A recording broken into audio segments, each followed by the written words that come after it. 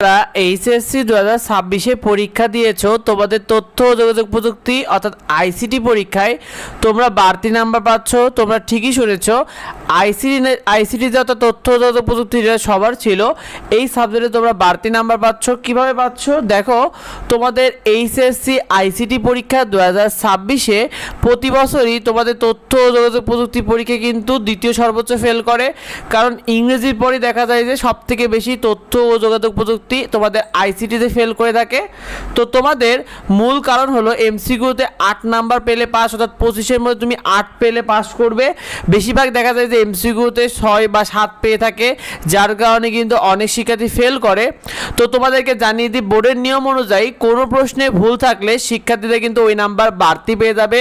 অর্থাৎ কোনো সাবজেক্টে যদি কোনো প্রশ্নে ভুল এসে যায়, সেক্ষেত্রে শিক্ষার্থীরা ওই নাম্বারটা বাড়তি পেয়ে যায়। এটাই কিন্তু বোর্ডের নিয়ম। তো তোমাদের এবছর তথ্য ও যোগাযোগ প্রযুক্তি পরীক্ষায় অর্থাৎ আইসিটি পরীক্ষায় এমসিকিউতে প্রশ্ন ভুল রয়েছে, অর্থাৎ তোমাদের এমসিকিউতে কিন্তু প্রশ্ন ভুল পাওয়া গিয়েছে তথ্য ও যোগাযোগ প্রযুক্তিতে। তো এক্ষেত্রে তোমাদের কোন প্রশ্নে ভুল পাওয়া যাচ্ছে, বিশেষ করে তোমাদের ক সেটে 7 নাম্বার এবং খ সেটে 7 নাম্বার, আর গ সেটে 15 নাম্বার আর ঘ সেটে 23 নাম্বার, এটা কিন্তু ভুল রয়েছে। এখানে কিন্তু এই বিষয়টা অধিকাংশ শিক্ষকরাও জানিয়েছে যে ক সেটে 7 নাম্বার, খ সেটে 7 নাম্বার, গ সেটে যেটা 15 নাম্বার এবং ঘ সেটে তোমাদের ছিল 23 নাম্বার, এই প্রশ্নটা ভুল ছিল তোমাদের তথ্য ও যোগাযোগ প্রযুক্তিতে।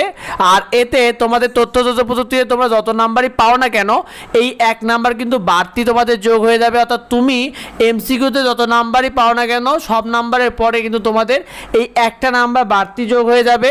এক্ষেত্রে ভুল এমসিকিউ তোমরা যারা দাগিয়েছো বা যারা দাগাওনি, কোনো সমস্যা নেই, তোমরা কিন্তু এইটার নাম্বারটা অতিরিক্ত নাম্বার পেয়ে যাবে। তো এই বিষয়টা তো আর বন্ধুরা অনেকে ঠিকমতো জানে না, অনেকে বিষয়টা নিয়ে কনফিউশনে রয়েছে, তাই ভিডিওটা বেশি তো বন্ধুদের মধ্যে শেয়ার করে দাও যাতে অন্যরা এই বিষয়টি জানতে পারে। আর যদি কিছু জানার থেকে অবশ্যই পেতে কমেন্ট করো, নিয়মিত আপডেটগুলো পেতে অবশ্যই আমাদের সাথে যুক্ত হও।